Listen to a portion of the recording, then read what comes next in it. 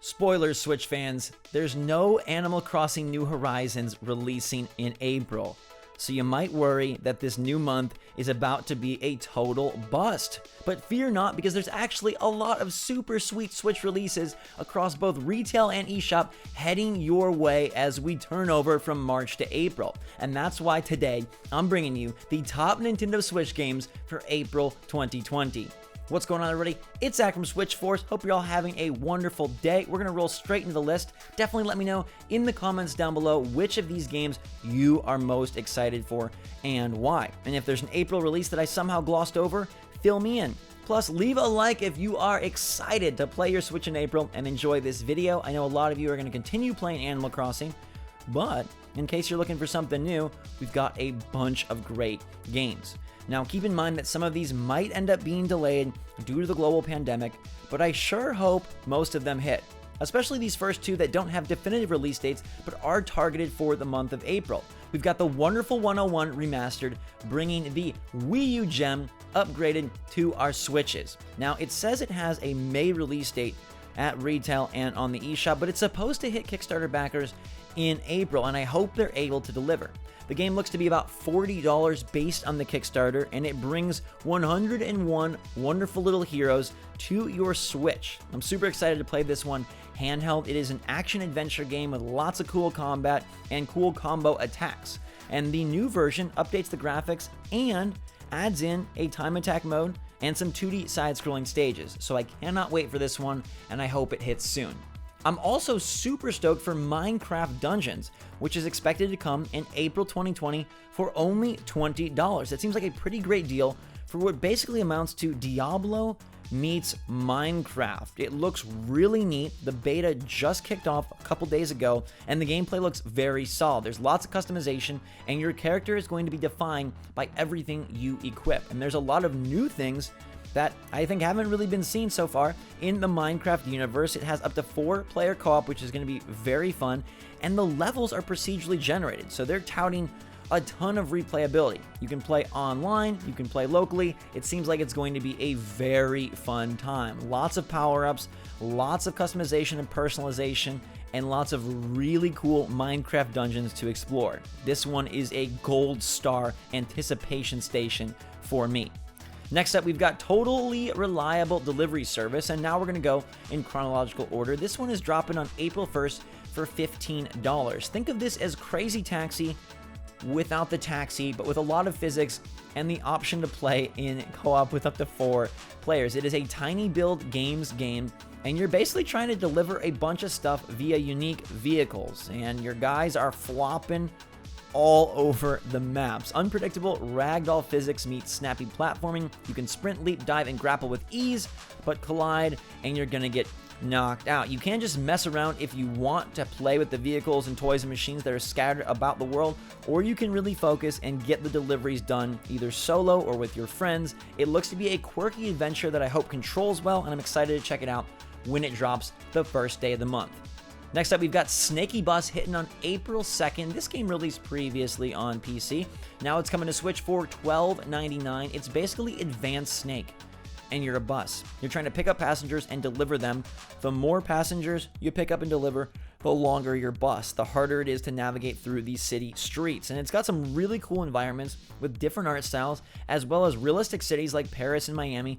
I'm pretty darn pumped to play this one. I have not played it previously, but it looks like a lot of fun. It got pretty solid marks when it initially came out, and you've got different buses, different modes, and leaderboards, which should make for longevity, especially for a title that's only $12.99. Hyper Parasite is hitting Switch on April 3rd for $11.99, and this is a twin-stick brawler parasitic roguelike. It looks really, really neat. It got solid marks. It saw very positive reviews when it released on Steam a year ago. In fact, the same day, April 3rd, 2019, and it's seen a pretty substantial launch discount on Switch from $17.99 down to $11.99. But what is the game? You're going to be taking over bodies. There are 60 different characters that each have different super moves you can take control of, and then you're basically fighting your way through a crazy city with bosses, battles, upgrades, all the stuff you come to expect from roguelike type titles. Now, I don't know what the overall meta progression is, and for me, that's going to be the defining factor, whether this is one I love or hate, but it does have 2-player local co-op, which is interesting and appealing, and it's more brawler focused than it is shooter focused, which I think is a nice twist on the formula. Plus, taking over these different bodies and utilizing their super attacks seems like a fun way to play. Looking forward to this one on April the 3rd.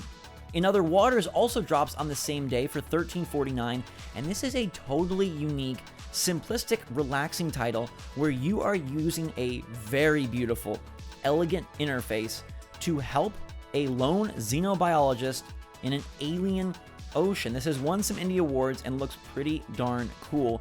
It's a totally unique type of game. You're going to be using what basically amounts to like undersea equipment to guide your character. It's very minimalist, but it looks very cool, and I hope it's able to deliver some satisfying gameplay. You're going to be building a lasting relationship as well. It says, through limited communication, learn more about the person whose suit you inhabit, help guide her towards a terrible truth. So there's some sort of mystery in this alien ocean. You're going to be navigating the elegant UI.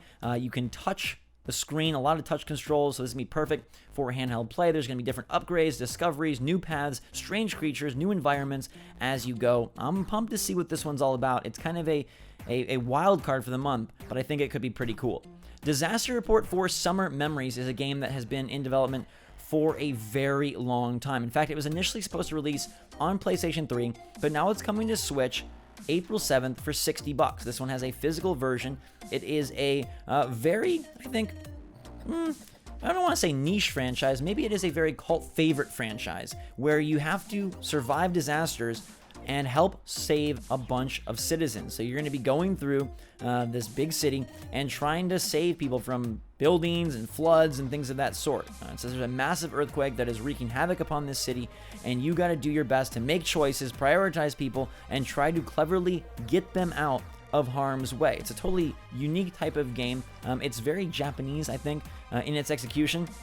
But if you're looking for something totally unique and different, it could be super fun on April 7th. It's a little bit of a dark theme, especially given the current state of the world, but it has been a long time coming, and so I know people have been waiting for it. Convoy, a tactical roguelike, drops on April the 8th for $15, and this is a Mad Max meets FTL roguelike. It released on PC a while back and got pretty solid reviews. You are controlling a convoy.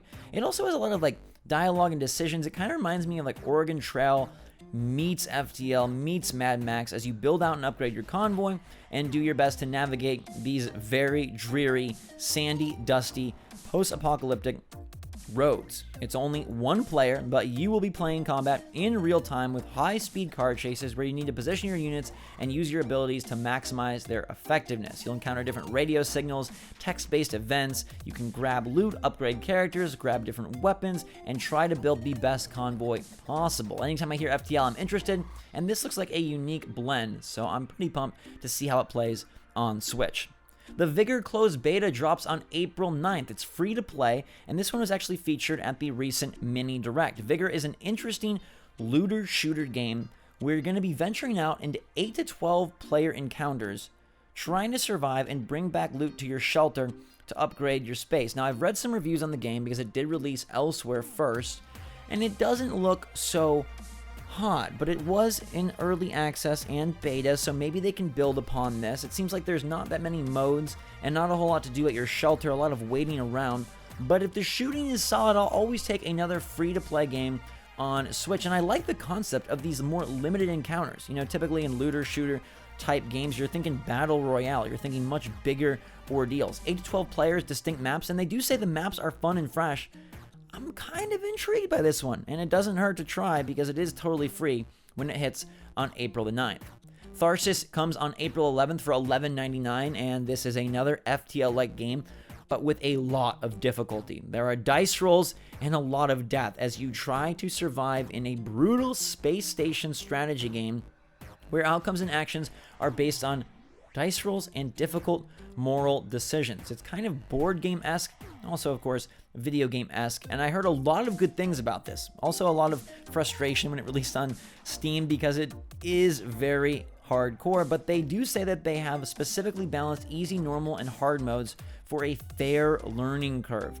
And you can use additional trial and training missions to hone your survival skills as you try to manage 4 astronauts, each with their own special abilities, and do your best to survive with dice, and it says cannibalism. I'm definitely picking this one up on April 11th. Hellpoint is a wild card for the month. It drops on April 16th. We don't know the price point yet. It looks super intriguing, but they released a sequel preview, which is so weird on its own that they released a preview of the game, but it's a sequel to the game. Okay. And it didn't get all that positive marks. It was received pretty poorly, but I'm hoping that the main game can be interesting because it's a Dark Souls sci-fi horror RPG. It looks very interesting. You're on a derelict space station orbiting a black hole, which is a nice concept. And it's taking inspiration from Dark Souls and Dead Space with difficult and specific combat, and then also a very spooky occult space story and world.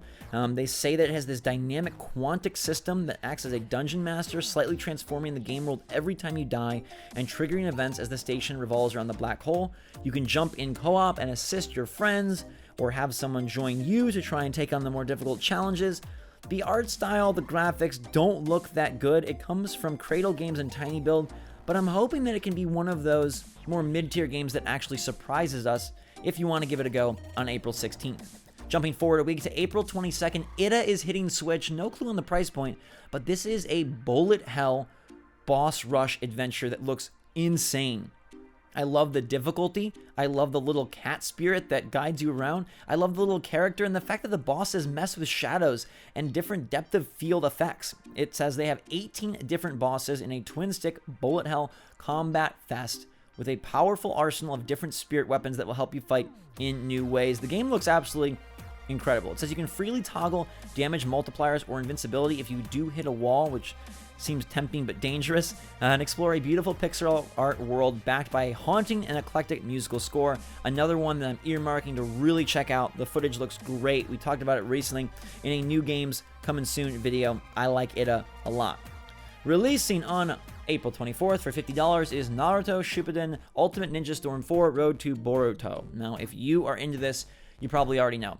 It is a Naruto fighting game that came out years ago on other platforms, finally hitting the Switch. It has a ton of characters, like 124, as well as a single-player campaign. It features all the DLC, so thank goodness they at least bundled it with something, given the huge delay for it releasing on Switch. It's got multiplayer, online multiplayer, local multiplayer, single player. If you're into Naruto, I'm sure this will be appealing to you. If you're not, probably not your cup of tea. Trials of Mana is another title dropping on the 24th for $50 as well, which seems a little high, but it is a 3D remake of the hit classic RPG from 1995 coming back at you with much better graphics and gameplay improvements. They say they have character voiceover support, a remastered soundtrack, and a new episode which you can experience after the ending, in addition to an ability system and a new class that reconstructs leveling plus more active battles. Because this is an active action RPG, you can grab a demo on Switch now, so I highly suggest, if you're interested,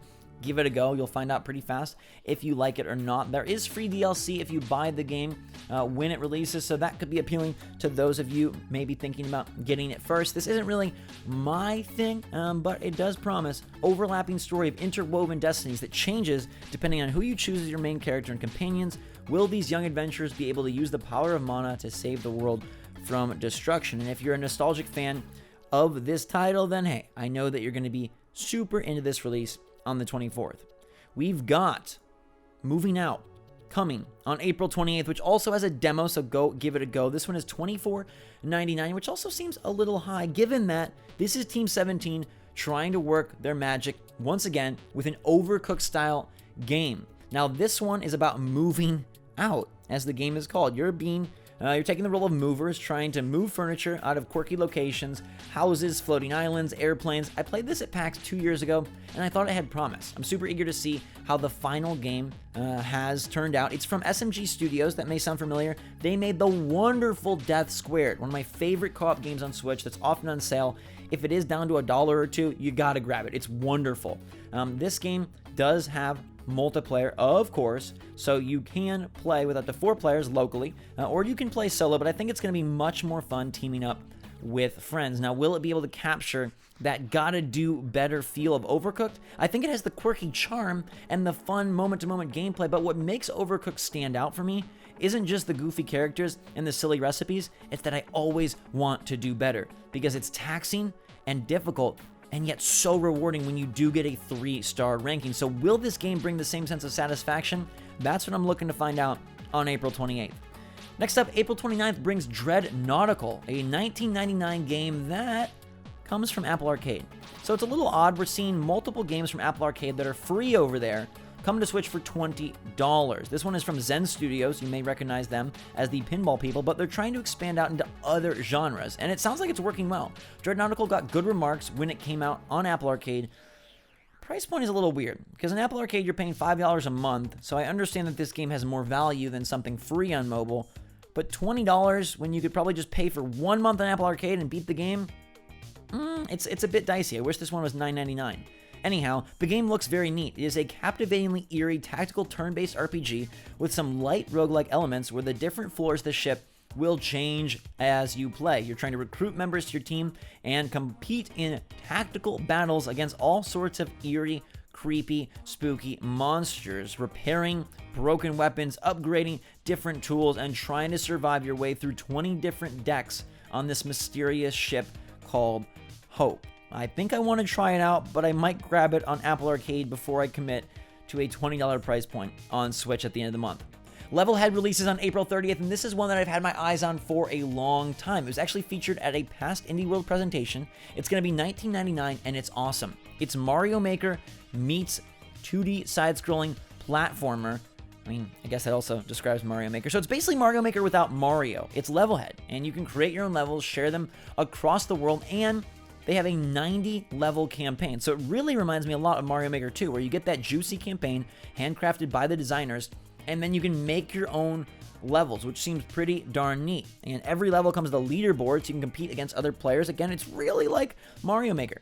But what I love about this one is that not only does it have good reviews from when it released on Steam, but it's got cross-platform, cross-save, cross-play, and it has co-op play with friends. Up to 4 players can play locally through the levels, and you can build levels that are specifically designed for 2, 3, or 4 players, and you can build levels together. So this game looks pretty darn sweet. I'm very excited for Levelhead. It's near the very end of the month, but it's one that, again, gets a gold star, and I gotta buy.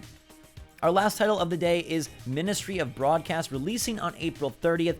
It is a mature rated game that I think is going to be $15. They haven't announced a price point, but I think it's $15. And it's really interesting. It's really weird. You are participating in a game show, a weird reality TV series that mixes 1984, like the book, with reality TV. You're trying to escape this strange TV show after a country put up a wall and it divides a country in two, separating a man from his family. You play as that man with Prince of Persia, like classic Prince of Persia, precise platforming gameplay. You don't have any weaponry. You're just trying to utilize your skills and your smarts to navigate and escape. There'll be puzzle sequences where you can trap oncoming pursuers, and you got to try to get out. Now, they do say that the checkpoint system is pretty frustrating because there's some long sequences and it doesn't do the best job of ensuring that you don't have to repeat parts of content, but it does still seem very quirky. It's a mature-rated pixel art game where you're trying to escape a reality TV show in some sort of really strange 1984 Orwellian world. So I'm very excited for this one. It got middling reviews on Steam, but I think it could be a fun time on Switch, provided a proper price point and a late April release as we wait for May to roll around. So those are the games coming next month. My top picks have got to be the 2 without dates. Minecraft Dungeons and Wonderful 101 Remastered, absolutely the games I'm most looking forward to. But I think that there are some other promising titles as well. In Other Waters looks like a very unique and very beautiful minimalist game. We've got Darcis bringing difficult FTL gameplay, and Convoy trying to do the same but mixing it in with Mad Max. I think it looks exceptional, that bullet hell twin stick shooter. And then I'm also eager to see if Moving Out and Levelhead can directly compete with their clear inspirations in the form of Overcooked and Mario Maker. So a lot to like this month. No major Nintendo release. We'll have to wait till May and Xenoblade Chronicles for that to happen. But in the meantime, you do got a bunch of good games. So let me know what you're excited for in the comments down below. Hit that like button if you enjoyed the video. I'll see you guys soon. What are you going to play in April? Until that time, everybody, thanks so much for watching. Stay safe out there. I super appreciate your support. Until next time, SwitchForce out.